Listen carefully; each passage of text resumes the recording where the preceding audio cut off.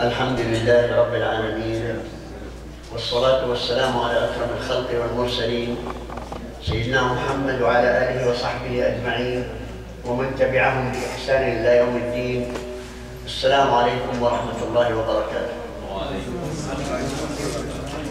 الحمد لله رب العالمين الذي خلقنا مسلمين، والحمد لله رب العالمين الذي خلقنا أصحاء معافين، والحمد لله رب العالمين الذي خلقنا عاقلين لنعقل كيف نعبد الله عبادة يرضاها ونحظى بمغفرته وبرحمته إن شاء الله. Say Ameen. Ameen. All praises and thanks be to Allah subhanahu wa ta'ala that He created us Muslims, and all thanks and praises be to Allah subhanahu wa ta'ala that He created us healthy and able to function as a human beings.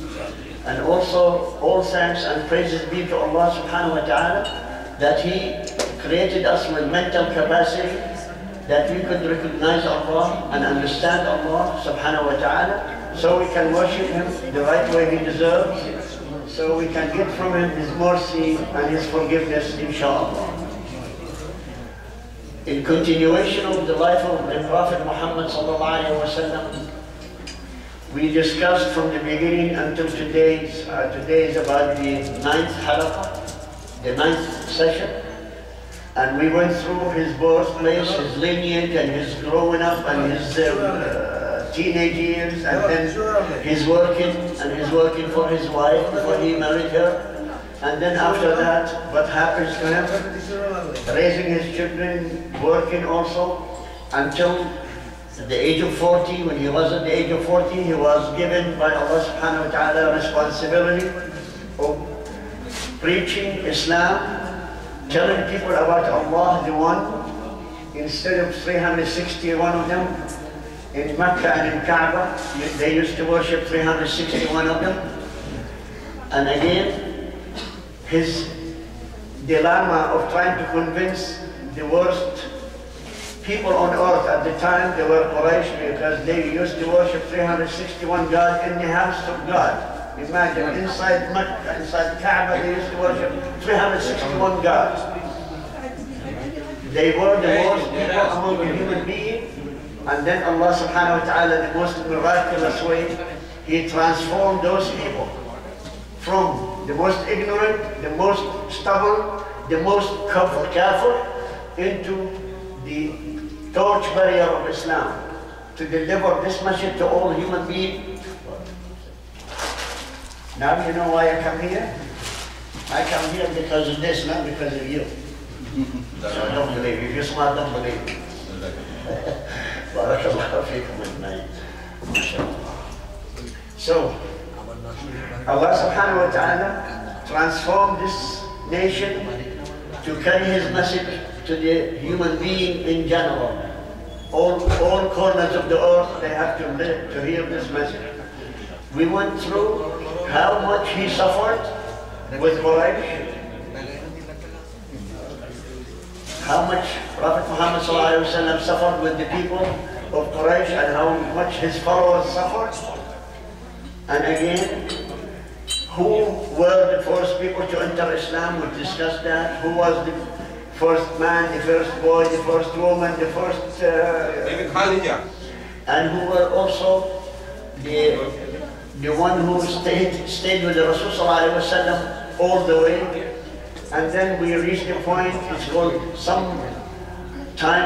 or 1 year called the year of sorrow, the year of sadness. When his wife died, his protector, uncle Abu Talib, died, and then he went to try to get to the city of Taif in order to acquire their support. Instead, they chased him out, they humiliated him, they beat him up, and they bleeded him. And again, we talked about Allah subhanahu wa ta'ala told Prophet Muhammad sallallahu alaihi wasallam, see what the human did to you. The Lord of the human, the God of the human, He's going to show you how He treats you. They treated you badly, look what Allah is going to treat you. So Allah took him on a trip to see the domain of Allah subhanahu wa ta'ala for the Isra al-Mi'raj night. And then when he came back, He came back stronger than ever before in his message, steady, steadfast on his message. And then again, we know how much people of Quraysh trying to influence the people who are following him by telling them Prophet Muhammad ﷺ, he claims that he's gone to Jerusalem, and from Jerusalem he's gone to the seventh heaven and come back in one night. They were trying to mock him and make fun of, or ridicule the idea. And they came to the closest man to Prophet Muhammad ﷺ, Hazrat Abu Bakr radiallahu anhu. And he was away, and when he came in the next morning, they told him, you know what your buddy saying, your friend, your buddy? Muhammad is saying that he's gone to Jerusalem and he's gone up to heaven, to seventh heaven, and came back in one night. Look how beautiful Siddiq was, the beautiful Siddiq Abu Bakr. Right away, he said, did Muhammad say that? They said yes. So he said, I believe him. They said, how did you believe something you don't see? He said, I believe him for something more than that. I believe Muhammad for something that he is a messenger. I believe him that he is a messenger of God, the only God. So they all start to ridicule Abu Bakr again. We reached this point last week. Now we're going to see how Prophet Muhammad ﷺ is going to change his attitude and his policy, and how he's going to spread the Dawa of Islam. Until this point, he was not talking to people from outside Mecca. He only was talking to people of Mecca. Now he starts approaching the people who coming to Mecca to perform Umrah or to perform Hajj. So he starts meeting them in the domain of the Kaaba while he's there, and he starts telling them about it. So what the people of Quraysh used to come to see any group of people who are coming to the Kaaba while Prophet Muhammad ﷺ there, they used to tell them, listen, there is a man there, he's going to tell you lies, he's going to tell you this, he's going to tell you that, don't listen to him, he is manipulator, he is this and he is that. So don't even go close to him, don't listen to what he's saying. So this is one of their methods, is to brush off anybody coming close to the Kaaba or warning them not to listen to Prophet Muhammad ﷺ. But Allah's choice, He allowed certain people to come close to Prophet Muhammad ﷺ, and they accepted Islam. And there are so many people entered Islam from outside Mecca after that. We know before, people inside Mecca accepted Islam, but they were not Arab. The Arab of Mecca. Like Bilal. Bilal, he is from Al-Habasha, which is Ethiopia now, or Abyssinia. And then Suhaib, he is from Roman. And then Salman al-Farisi. Salman, he was from Iraq.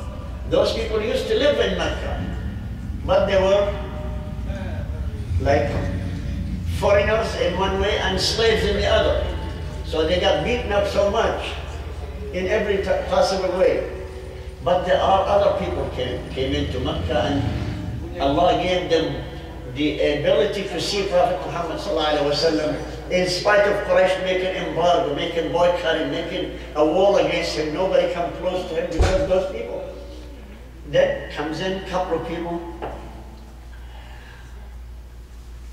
One of them, he's not known, he's not like popular among us, among Muslims. Now we don't have so much about him to talk about him. He's not one of those greatest Sahaba like what we see.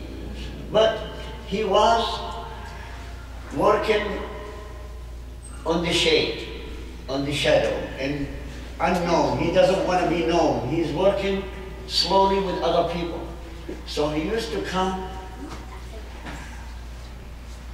In spite of all this, he used to come and listen to Prophet Muhammad ﷺ in one of his teachings, and then he sneaks up at night, reach out people who are outside Mecca, the ones his contact. He used to go there and teach them what he learned from Muhammad ﷺ, especially Quran. And start to build up certain group of people outside Mecca, knowing about Islam. Some of them, they are accepting Islam and so on. This person is This is the first person I'm talking about. I'm going to tell you then about the second person. This person, mashallah, his name, let me see where I put it. Yes, his name is S.A.W. In Arabic language, subhanallah, his last name fits his character. Suwaid, it means a black person, small person. Suwaid, we be like in Arabic language, term of endearment. If I like you, your name is, let's say, Satar, I say Suqayr. That means make you like baby term. Baby term, it means more loved. So this guy, his name is Suwaid, but his family name, his last name is called As-Samit. As-Samit in Arabic, it means the silent. Samit, it means he doesn't speak, he's quiet. And subhanAllah, fits his character. He started working in secret, like without any telling that I'm doing this. This is the first person from outside Mecca accepted Islam. The second one, all of us know. All of us know. Second one, his name is Abu Dharr al-Ghifari. Anybody heard of this name? Abu Dharr al-Ghifari, inshallah, everybody? Yes. Abu Dharr al-Ghifari, he belongs to a family or a tribe outside Mecca, on the road between Mecca and Medina, close to the sea.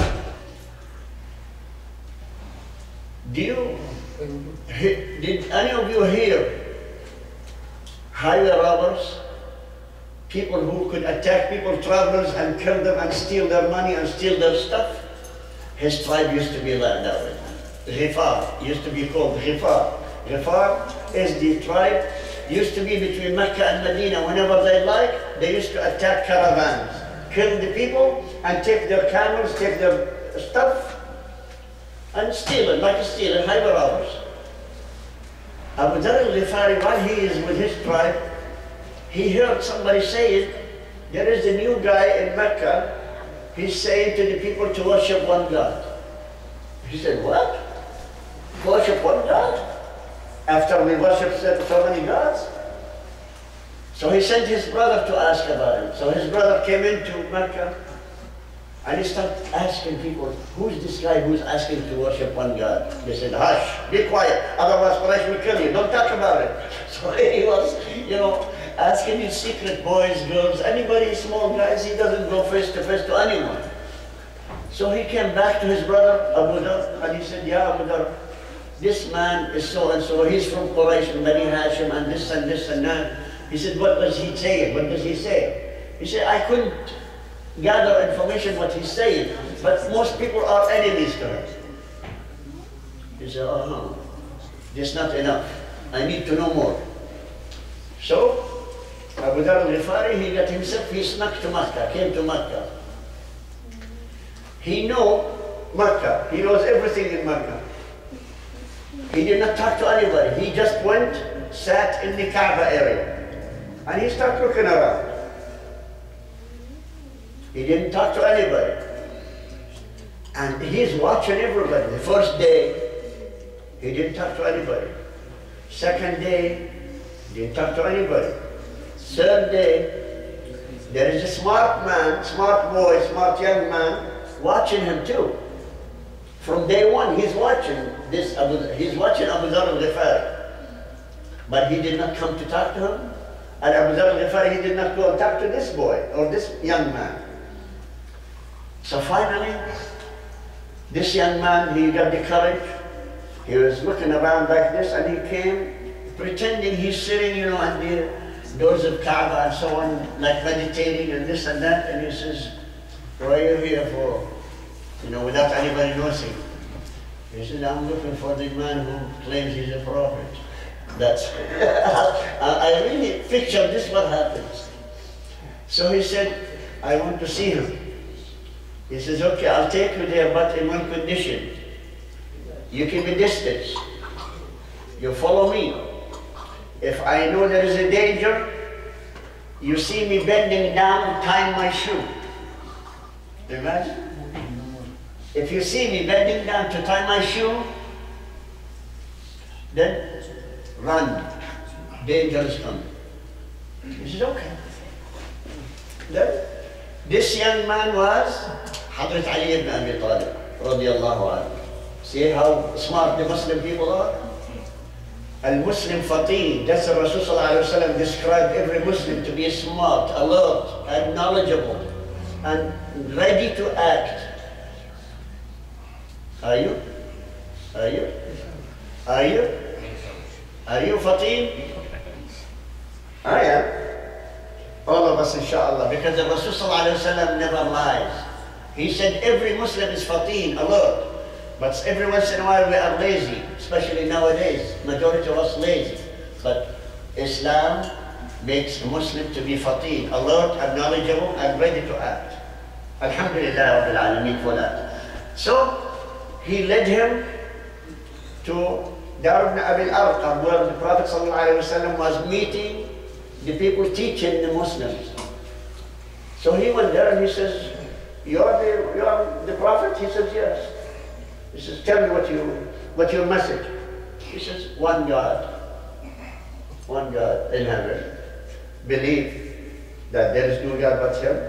And also you believe in the day of Al-Akhirah, اليوم الآخر. تؤمن بالله وباليوم الآخر. He says, what's in it for me? He said, if you do, you get Jannah. If you don't, you are going to hellfire. He says, if Jannah is for me, if I say that, I believe in it? He said, yeah. He said, what do you want me to say? He said, say, Ashhadu an la ilaha illallah wa ashhadu anna Muhammadan Rasulullah. So he said, okay, what am I supposed to do now? He said, nothing, just sit and learn. This is not a deal. To sit and learn just like this. I am fully excited to enter a new religion. I have to do something. He said, no, be quiet because it's dangerous for you if you declare you're a Muslim. He said, this is true. I came from people of Ghifar. People of Ghifar, they are full of action. They cannot sit still. We are, full of action. We don't scare of anything. So what he did, he left the Prophet ﷺ and he went to the Kaaba. And he said, people of Quraysh, I just imagine how the courage in this man was. He said, people of Quraysh, my name is Abu al-Ghifari. I accepted Islam, I follow Prophet Muhammed ﷺ. Before he finished, he was grabbed and beaten, beaten almost half to death, and he was lying like almost dead. Then Hazrat Abu Bakr was passing by, he jumped in and he said to them, people of Quraysh, you know who is this guy if he died? If he died while you are killing him, you know what happened to Mecca? They said, who was he? He said, Abu al-Ghifari, we don't know. This is from Ghifar. Wallahi, if he died, for you, for the rest of your life, nobody's going to have a grain to eat. You know grain? People of Mecca used to import grain from Medina, from different places. And they all has to pass through Ghifar. He said, if he dies, his people, his tribe will never allow a piece of grain, one grain to come to Mecca. That's beside coming and killing you. Just by preventing food from coming to you. So they backed off. So Abu Bakr radiallahu anhu, he picked him up, he took him to an aid station like, to people, they took care of him. He was passed out, he was unconscious. The next morning he woke up, he looked around and he says, oh yeah, what happened to me? They told him, you got beaten up by Quraysh people.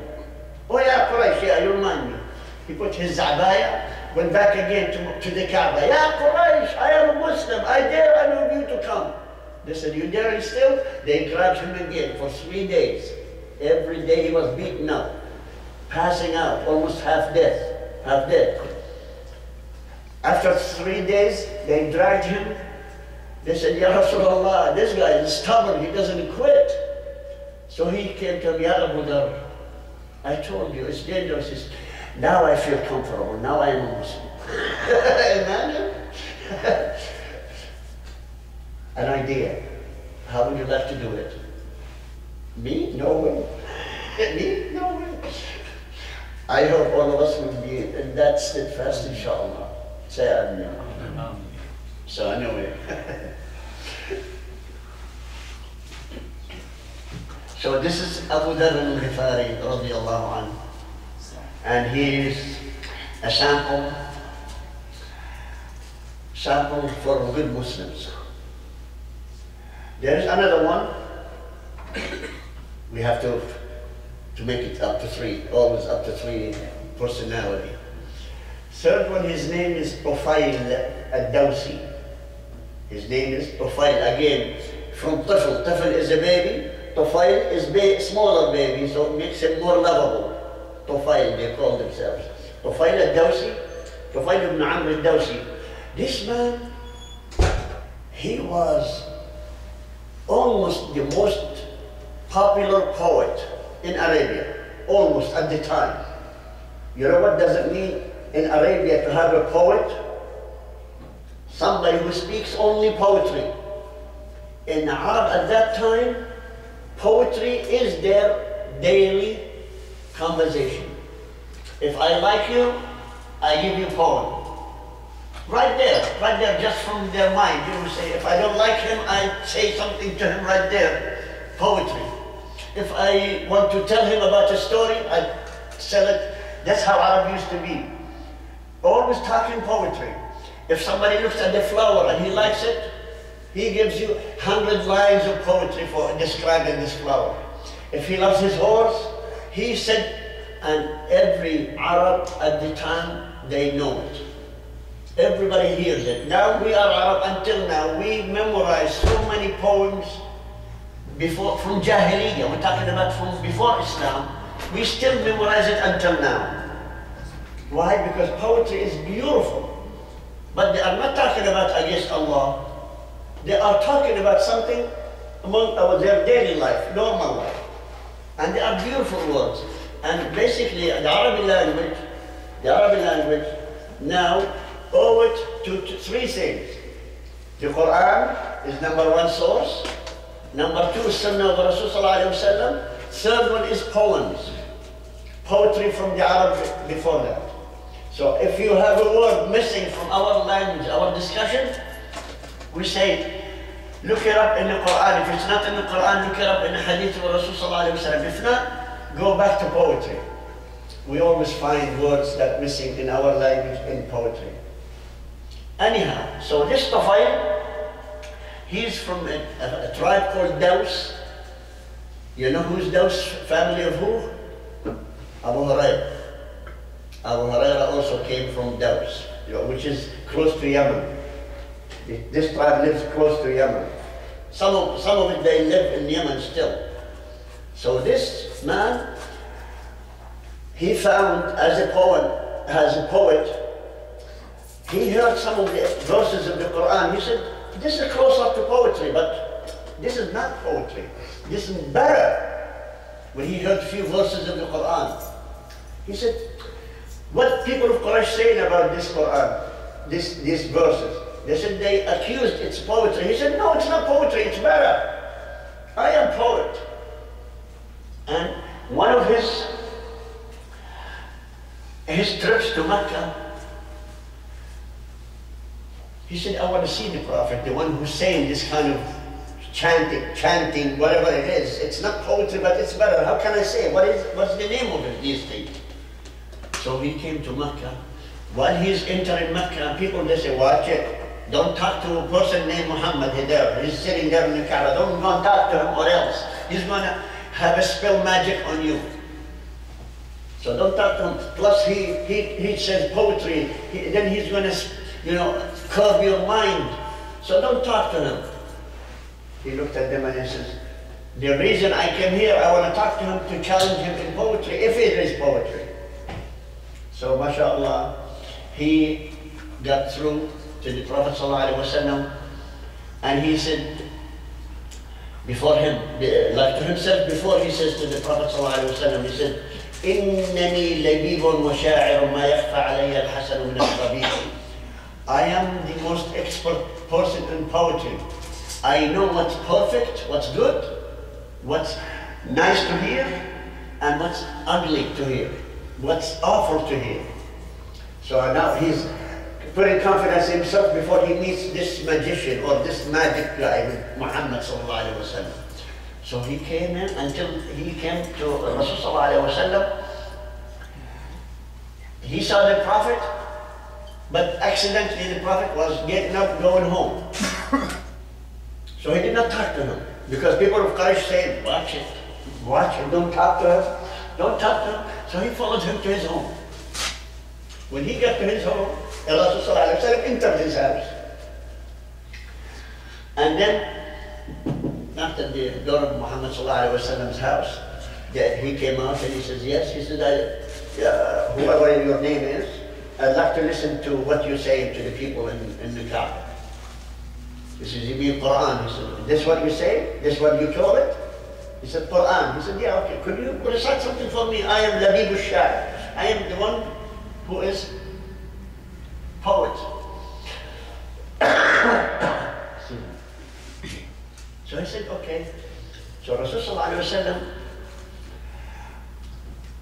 told him first, before I recite some of the ayat, I'm asking you, would you like to accept Islam as your religion? He said, if the poetry convinces me, if your poetry convinces me, he said, not poetry, it's Quran. He said, if the Quran convinces me, I will do it right now. But let me hear. So, the Rasulullah recited some of the ayat for him. And before the Prophet ﷺ finished, he was reciting to him some of the ayat. It's not known. We don't know which was. Before he finished, he said, okay, yeah, messenger of God, messenger of God. I accept Islam. What do you want me to say? He said, say, Ashhadu an la ilaha illallah wa ashhadu anna Muhammadan Rasulullah. Please, brothers, when you hear somebody say, Ashhadu an la ilaha, say it, because you earn much hasanat on it. And you confirm that you are a Muslim. So, please, I remind you, don't forget that. Anybody says, Ashhadu an la, say it with him. Anyway, so, he said, Ya Muhammad, I'm going back to my people. Would you please pray for me? Ask God, ask Allah to give me a sign that if I'm going to be successful to tell my people, I'm going there to ask them to come to Islam. If they will listen to me, I'm the greatest poet they have. So give me a sign. So the Rasul he prayed for him, and he told him,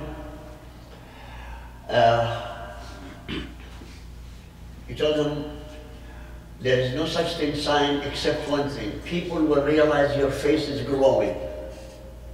Imagine. You walk in there and your face is glowing. But everybody says, wow, mashallah, look at the face is emitting some kind of nur. But it's not nur like light. It's, you know, you see somebody bashful or somebody happy like this, you see, it's happiness coming out of his face. So he said, this is what you do. People will realize that you have something in your face, which is good. So he went there. As soon as he got home, he talked to his father first.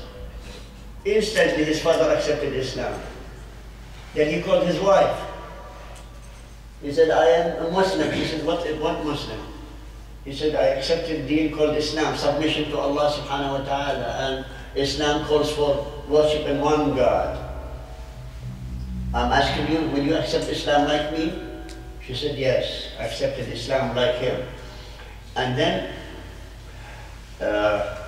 his people, he asked them to accept Islam. They said, we'll think about it.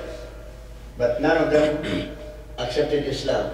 So what he did, he said, okay, I'll wait next trip to Mecca to talk to Prophet Muhammed to teach me more. The gap that between the day I saw him and the day I coming back, whatever I missed, I want him to teach me. So at this point, he went to Medina. Imagine, he went to Medina. Now, in this point, the Rasul the same year, he used to wait for the people Hajj to come from Hajj. So he talked to 6 young boys, young men, at the barber shop. They performed Hajj, and they are ready to, after Hajj you cut your hair, right? So he waited for them and he came to talk to them. Quraysh could not beat him to them. Otherwise, Quraysh would tell them, don't listen to this man, to Muhammad. So he talked to them, young men from Medina. At that time, the city used to be called Yathrib. People, the city of Medina Munawwara, the name of it? Yathrib. So this group of Yathrib, they were in the barber shop, or sitting in the open. It's not barber shop, it's in the open and talking to the barber. So the Prophet ﷺ came and talked to them about the new religion. So they said, okay, we like what you say, but how about we go and talk to our people in Medina. He said, fine, but you know what I'm saying? He said, we promise you we're going to relay the message. But we cannot do it. I said, we're the young boys, young men, We don't have a say. The elders has the one who makes the decision. He said, okay. So they are gone to Medina, and they came back with them 70 people. How many? 70 people came to Mecca the year after. And as soon as they came in, where is Muhammad? They came to ask about the Prophet ﷺ. And then Rasul ﷺ told them about Islam. And he said, I need a place to be protected outside Mecca, because people of Mecca, they're planning to kill me. So they said, we accept Islam. If you come to our city, we'll protect you with our lives. He says, okay, then let's come next year, bring the heads, the chiefs of your tribes, Aus and Khazraj, those are the main two tribes in Medina, come with them to do bay'ah, bay'at al-Radwan, to do bay'ah, that to covenant, like to have an agreement or to do something, ahd or wa'd, it's called, to protect me and take me in and protect me in your city. This is okay. So the next year they came in and they says, if you come to Medina, anytime you come to Medina, you're one of us. We'll fight for you with our lives. We'll protect you with our lives, with our men, with our children, with our women, with our money. We'll fight, we'll defend you no matter who comes to attack you, we're going to be his enemies. So Rasulullah ﷺ, he looked and he saw Tufail with them too. Shah Tufail, he was now residing in Medina with those guys, so he came with them the year after and he made the bay'ah with them. There is another one, but he's not popular, or he's not famous among the Sahaba. His name is Dumad al-Uzdi, from a tribe called Al-Uzd, and they are from Yemen area. This man used to have, witchcraft, the one who used to make medicine for crazy people, and those one, the tribes in the jungle. You remember those witchcrafters? With the voodoo, we do this stuff. He was one of those ones. Any disease, anybody, he says he has jinn, bring him, I'll treat him. And that's all, that's the guy was. So when he heard that they are accusing Prophet Muhammad ﷺ being magician and voodoo stuff and all the magic spell on people, he said, I want to come and see him. So he came and saw him and he says, you are the truth, I am the fake one. I am the one who is false. So what do you want me to say? I want to accept Islam. What do you think he said?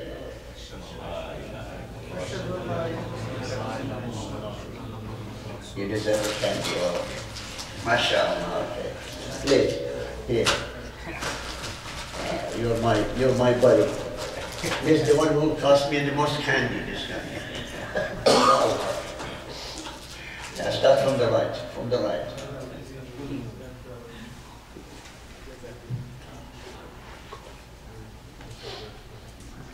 So that was the greatest, at the time, the greatest news to the Prophet Muhammad ﷺ. Now, he's waiting for Allah subhanahu wa ta'ala to tell him, it's time to move out from Mecca. Jibreel came to Prophet ﷺ and said, now, you have some groups Muslims, they migrated to Habasha, to Abyssinia, for safety. Twice they got to Abyssinia, to Ethiopia. In English they call him Nagus, but his name is Najashi, the king of Ethiopia, Najashi. He protected the Muslims against people of Quraysh. So they migrated twice. Now, Jibreel came to Rasulullah ﷺ and he told him, Allah is giving permission for your followers to start slowly sneaking out from Mecca to go to Medina. And people of Medina will accommodate them. As soon as they go to Medina, people will take them in to live. So, Rasulullah ﷺ, now he knew that Allah is with him, backing him up. Now, he starts organizing what you call the withdrawal, the exiting Mecca in an organized way. So people of Quraysh, they don't realize them until it's too late. But people of Quraysh also, they were not stupid. They had their people watching. So quite a few of those people who migrated from Mecca, they got caught. They got punished, tortured and punished. Some of them, their fathers caught them. Some of those young boys, their father chased them and they got them and they beat them and they locked them up. They locked them up. Okay, you did not get nothing. But you did? You need one more double just for your service. MashaAllah. Yeah, you too. You need one more for your service for the camera. No, you take it. Okay, barakallah. So here is the point. The point, the Rasulullah ﷺ, now he starts organizing, move from Mecca to Medina as much as possible, less hardship for the ones who are leaving, men and women. And they caught some of the men, they caught some of the women, they tortured them. Some of them really, they're being tied up, literally tied up in their homes by their own parents or their sons or their brothers or their uncles for a long period of time. But the Rasulullah knew every hardship you go through, Allah will reward you for it with large amount of hasanat and goodness by Allah subhanahu wa ta'ala. So now, the people of Medina, majority of them are Muslims now, except very few, and except the Jews who are living there. There's about 6 tribes, different tribes of Jews that are living in Medina. So Rasulullah ﷺ concerning about those people, but he said, Allah is taking care of it, so let them be until I am given the order by Allah to leave. So finally, very few people left in Medina, they could not leave. And then Allah subhanahu wa ta'ala, anyway, let me just back off a little bit to tell you about Medina, preparation of Medina. How did they prepare for the acceptance of the Muhajirin, from the ones who are refugees now from Mecca? There are 6 people from Medina. They committed themselves to take care of every Muhajir, everyone from the Muhajirin from Mecca, from the refugees in Mecca, to be in charge, like a committee to take care. Whoever gets there, they settle them here, there, and so on, they organize. I'm going to tell you some of those names, you never know, maybe one of those days you think those people are the happiest people among people of Medina at the time, because they committed themselves to help Islam in the best way. The names are, the first one, S.A.W, the first one, S.A.W. The second one, Auf ibn al-Harith ibn Rifa'a, Rafi' ibn Malik ibn al-Ajlan, Qutbah ibn Amir ibn Hudayla, Uqba ibn Amir ibn Nabi, Jabir ibn Abdullah ibn Ri'ab. Those came in to Hajj, the third year, came into Hajj, introduced themselves to the Prophet ﷺ, and they say, Ya Rasulullah, we are committing ourselves to do this, would you agree? What do you think of Rasulullah ﷺ? He said, no. What did he say? Listen to what he says. He said to them, the moment you receive any of the muhajirin, they are not asking for much. They are just asking for a roof to be with and one date or a bite to eat. One bite to eat, that would be sufficient for them. So it doesn't cost you anything. Until I get there, then we start talking about how to organize this stuff. They all agreed. They say, we'll do more. He said, this is the minimum. If you want to do more, it's from you. That's Allah will reward you better. So here what happens. They said to him, don't make us wait long. We are anxious to do something for Islam. We want to do something for Islam. So he said, very soon, inshallah. As soon as you come back, you go back from Hajj, you finish your Hajj and go back. But I'm asking you not to publicize it, not to make it known among the tribes outside Medina and the neighbors and so on. Maybe Quraysh will have a pact with those people, say they can kill the people who are coming to Medina. Especially they stand in the way, in the road, they kill them. Because Quraysh start to put bounty on anybody who kills any one of the Muslims who is leaving Mecca. Imagine, reward. And a lot of those people were prize hunters. They love to get the reward to kill Muslims because they don't have any religion anyhow. So this is the first method to go. Now, I'm going to explain how much time do I have. It's 8 o'clock, the Salah? Alhamdulillah, okay. So I have 20 minutes. Now, there is something called bay'ah.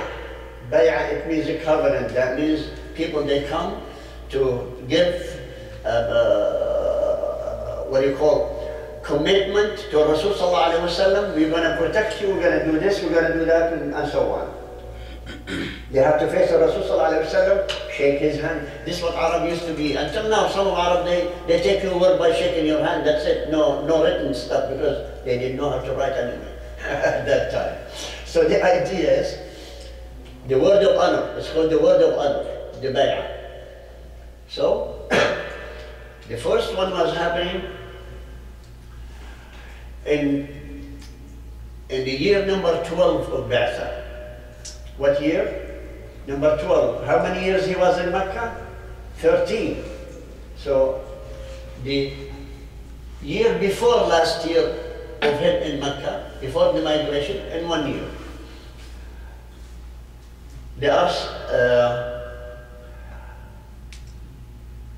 people came in from those chiefs. You remember I told you that our chiefs came in to make bay'ah with the Rasul sallallahu alayhi wa sallam, those chiefs of Medina.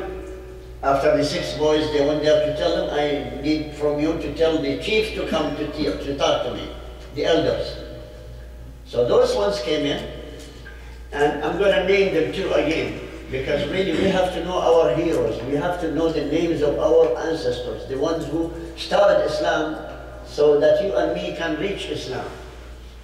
The first one is called Mu'adh ibn al-Haris. We named him before, you remember, from the first 6 people who committed themselves. Second one is Zakwan ibn Abdul Qais.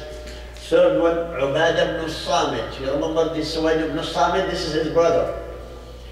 Yazid ibn Sa'laba. Al-Abbas ibn Ubadah ibn Nadwa. And there is 2, those are 5 from Khazraj, from the tribe of Khazraj. 2 more from the tribe of Aus. Their names, Abu Haytham ibn Tayahan wa Uwaym ibn Sa'ida. I know there are foreign names for you, you might not remember them, but just in case, you never know. Maybe one day you see those names, you say, I remember this name from the bay'ah of the Rasul sallallahu alayhi wa sallam. So those ones, they came in a place in Mina, it's like a hill, small hill, that you have to climb with hardship. It's deep, steep hill. Any steep hill in Arabic language is called Aqaba. What is it called? Aqaba. So what is called this one? Bay'at al-Aqaba. The same thing, there is a city in Jordan, my country, called Al-Aqaba. And there is a gulf on the Red Sea called Khalij al-Aqaba, the Gulf of Aqaba. But it's not the same. Aqaba is different than the Aqaba of Mina. This one is Aqaba of Mina. Mina, the one in part of Mecca. So, those people came in, and the Rasul sallallahu alayhi wa sallam told them the following. I'm going to say exactly the words of Rasul, and I translate it to all of us here, inshallah. He said, Ta'alu bay'uni. Come to me and shake my hand to make bay'ah, covenant. For what? Ala an la tushriku billahi shay'an. So you don't make with Allah any shirk. Shirk, it means association with any other deity. Don't worship anybody else with me. And then, not to steal. The second, not to steal. Third, وَلَا تَزْنُوا. No committing adultery or fornication. And you don't, وَلَا تَقْتُلُوا أَوْلَادَكُمْ. And you don't kill your babies, your children. And you don't, وَلَا تَأْتُوا بِبُهْتَانٍ تَفْتَرُونَهُ بَيْنَ أَيْدِيكُمْ وَأَرْجُلِكُمْ. It means, do not fabricate any lies. تَأْتُوا بِبُهْتَان. It means you start fabricating lies. So and so he did this and he never done it, he's not even in the picture. That's called buhtan. And he said again, and when I ask you to do some goodness, don't disobey me. وَلَا تَعْصُونِي فِي مَعْرُوفٍ أَأْمُرَكُمْ بِهِ. فَمَنْ وَفَّى مِنْكُمْ. And whoever fulfill those commandments, these orders, فَأَجْرُهُ عَلَى اللَّهِ. He will be rewarded by who? By Allah subhanahu wa ta'ala. وَمَنْ أَصَابَ مِنْ ذَلِكَ شَيْئًا. Whoever did any of those things I told you not to do, فَعُوقِبَ بِهِ بِالدُّنْيَا. He will be punished in dunya. If he was punished in dunya, فَهُوَ كَفَّارٌ. Which means Allah will never punish them again in hellfire, in their akhirah. For instance, I made a sin and then suddenly put calamity on me, and then it's like a punishment for my sin.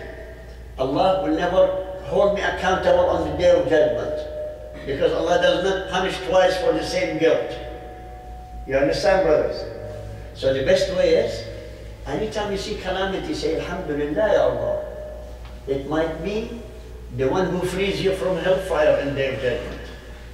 So please don't complain if you have calamity or if you have hardship or a disaster or anything. Make sure you think of it in a positive way. Ya Allah, if this is a punishment for sins I've done in dunya, I'm expecting my thawab in akhirah. I'm expecting my reward in akhirah because I've been punished in dunya. You're not going to punish me in the akhirah, on the day of judgment. See how merciful Allah subhanahu wa ta'ala. And the Rasul sallallahu alayhi wa sallam is giving us this good news. So a lot of Muslims, the early Muslims, they understood that. Anybody, one story anyway, one story, I just like to love stories, like my brothers. You like stories? No, I'm talking to the older man between you. You like stories? Okay. Abu Darda, some of you maybe heard the name of Abu Darda. In one of those confrontation with the enemies, he got wounded with his leg. And the wound got infected. And from the infection, there is a disease called gangrene. Gangrene, that means all the inside the bones are going to be turned rotten. And that spreads fast to the rest of the body, fast. The only cure is to amputate, is to cut the leg.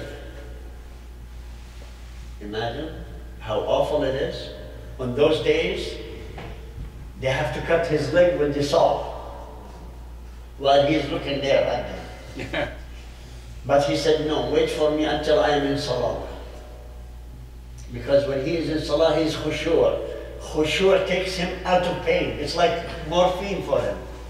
God forbid, it's not morphine. We're not going to be talking about it. It's like anesthetic. So he won't feel that much pain. So while he was in salah, they cut his leg. Now, they treated him for not bleeding and that stuff after salah and so on. He lived, every place he used to go, people used to, just wait until I finish. Barakallah feek ya Sa'ad. Thank you. So, everywhere he used to go, in any masjid, they used to say, poor Abu Darda, poor Abu Darda, he lost a leg. Poor Abu Darda, he's missing a leg. So one time he said, listen to me people. You saying poor Abu Darda? I'm telling you something. Allah is so merciful to me. He gave me 4. 1, 2, 3, 4. But he wants to take 1 back. He loves me so much. He left me with 3. He left me with, so I have now how many? 3. That's so merciful by Allah subhanahu wa ta'ala. So ya Allah, thank you. So please don't do that again to me. See how people, they look at calamities? So, Hadrat Umar al-Khattab one time he said, you know what, Abu Darda, he has a piece of him in Jannah ahead of him. So, Allah is going to get him to match up with his leg in Jannah, inshallah. So that's how we should be thinking about Allah subhanahu wa ta'ala, how merciful He is. So this is the story of this one. So again, we're going to talk about the other bay'ah, which is the final bay'ah, which is the one they came to S.A.W. Bani Hashim, on the place where Bani Hashim Valley. They met him from people of Medina, and they came and talked to Prophet Muhammed at night when it's dark, when it's no moon, nothing. They start talking in darkness. Who was talking on behalf of Prophet Muhammad? His uncle Al-Abbas. And Al-Abbas was not Muslim, but he was there to protect him. Because they know Al-Abbas. People of Medina, they know Al-Abbas, the uncle of Rasul. So, all of them, they agreed, all the things that Rasul asked them to commit themselves to the things, as long as they are Muslim, then they'll do that. And here it is. That was the final time that Rasul has to worry about. Those people went back to Medina, and they were waiting for the Muslims to start coming to Medina. Any Muslim got to Medina, they right away. They accepted them, accommodated them, fed them, and put them in certain areas to stay until Rasul came in. And there is one person I'd like to mention his name, Mus'ab ibn Umayr. Mus'ab ibn Umayr, mashallah alayh. Yani, this man, he's one of the most beautiful people. The Rasul sent him to teach people of Medina Islam. Imagine. Mus'ab ibn Umayr, he was a young man, and he said, you learned from me so much, you go to Medina, teach them the Quran and taught you. So the first ambassador of the Rasul to Medina, what's his name? Mus'ab ibn Umayr. Allahumma radiallahu anhu. Ameen. And again, for Allah now. Barakallah. The second one, we have another one called Bai'at al-Aqaba, الثانية, the second one. Excuse me a second, something noted. Assalamu alaikum. So, Bai'at al-Aqaba الثانية, now second one. This is the one we said about Al-Abbas took care of it. He defended the Rasul sallallahu alayhi wa sallam. He told the people of Medina, he said, listen, you promised to protect him, you promised to help him, you promised to do this. If you cannot do that, please say it now. We're not gonna depend on you. Say it now. If you say it, you commit yourself, you're gonna do it, make sure you do it, or else leave him to us. We are his blood, his family. People of Bani Hashim, we are his family, so we can protect him. So if you can, they said, no, we can. We will, and we will be Muslims with him. So that's the second bay'ah. It's called Bay'at al-Aqaba, the second one. And then Al-Abbas radiallahu anh, he told them, listen to Rasul sallallahu alayhi wa sallam. He said the same things before, but I'm going to name them the final things. He said, the Rasul sallallahu alayhi wa sallam, after he recited Quran to people of Yathrib, he recited the Quran of that bay'ah, and he said, you do the following. Number one, أن تعبد الله وحده ولا تشركوا به شيئا, to worship Allah alone and do not associate anybody with him. And also, you protect me as a messenger of Allah, not as a just normal person. I am the messenger of Allah. That means everything belongs to me on this earth. So you protect me, no harm comes to me because of lack of your protection. He said, you have to obey me. And then he said, and I also have to obey Allah subhanahu wa ta'ala to go for everything. And then he said to them,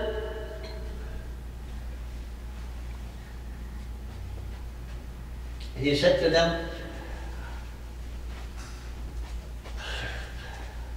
said, on you also you have to spend on me, like to provide me with the provisions, with food, me and my people. In hardship or in abundance. If you have or if you don't, you have to feed me and feed my people too. And then for me to order only, can we wait for a second, please? Let me finish the, please, thank you. And he said, and my responsibility is to order for good things to be done and forbid evil. And then I ask you for also that you say the word of Allah of haqq, say the truth, and you don't fear anybody who blaming you. Don't fear anybody except Allah. And final thing, if I come to your city, ala an tansuruni, you have to come to my aid to help me against anybody, fight until I get victory. Ameen. Are you witnessing? Ameen. And then again, Ameen. في another riwayah, there is a man called Al-Barra ibn Ma'rur. Al-Barra ibn Ma'rur, he took the hand of Rasul sallallahu alayhi wa sallam. He took the hand of Rasul sallallahu alayhi wa sallam and he said, everybody, do we agree? They said, yes, we're gonna protect you, prevent anybody to reach you with any harm. And that is, he said, if you do all that, your reward with Allah is Jannah. Allah. Your reward with Allah is Jannah. Allah. So, do you agree? What did they say? Yes, we agree. If the reward is Jannah, we agree. So, he appointed from this group, they met him about 70 people, he appointed 12 of them. He called them Isna Ashara Naqiba. Naqib, which means leaders. 12 leaders. Each one has different position, different job to do. Rasul sallallahu alayhi wa sallam, he appointed 12 members of this. When they go back to Medina, they divide the responsibilities of all the people of Medina among them. And they will do it because Allah subhanahu wa ta'ala is going to protect Muslims in that manner. So finally, it's too much for me to call all the 12 names. We have the 12 names, so I'm not going to tell you about all the 12 names. And then, S.A.W. ibn Ubadah, he was one of the people of Mecca. He was leaving Mecca, migrating, and they caught him. People of Quraysh caught him and beat him up, and they beat him up almost half dead. They let him lie down as half dead. There is,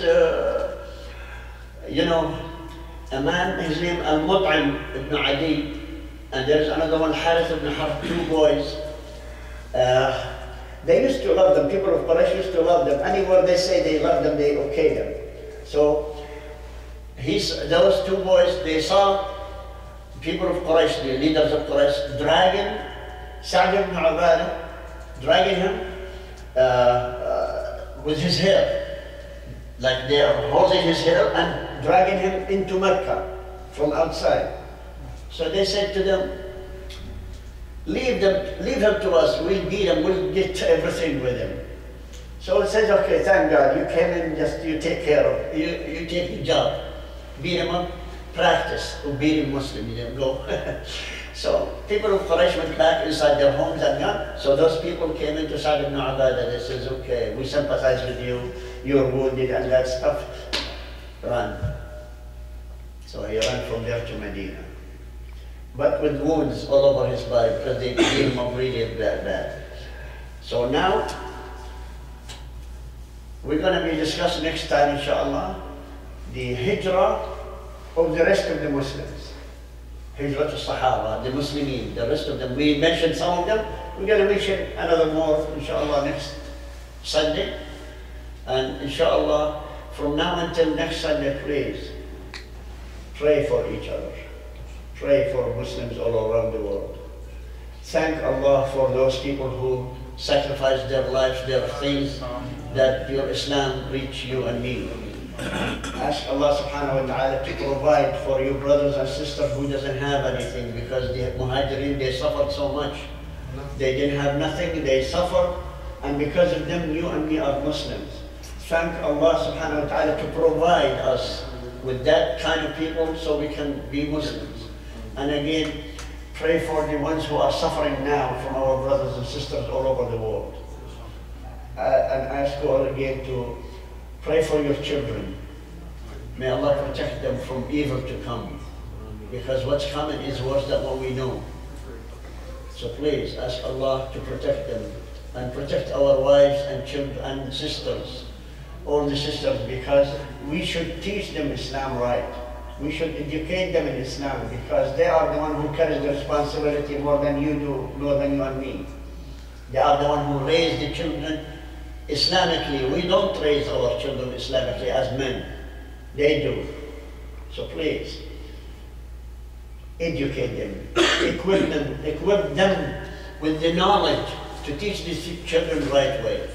Not according to what they see on television, what they see from people. So I ask you again, please, the last thing is pray for me and my family, pray for your family, and ask Allah again to forgive all of us. سبحان ربك رب العزة عما يصفون والسلام على المرسلين وآخر دعواهم أن الحمد لله رب العالمين. The brother is going to distribute something.